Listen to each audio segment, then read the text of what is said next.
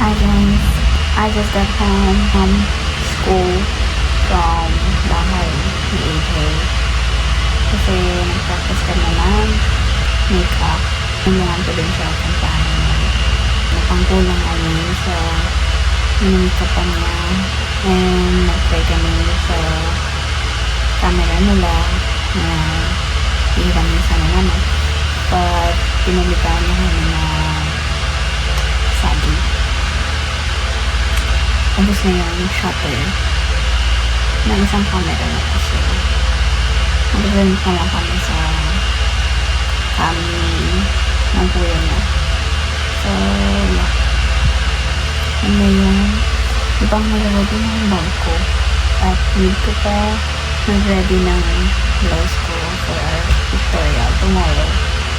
And I don't know kaya ko pa paano plancha niya. Kasi ang sakit na noon.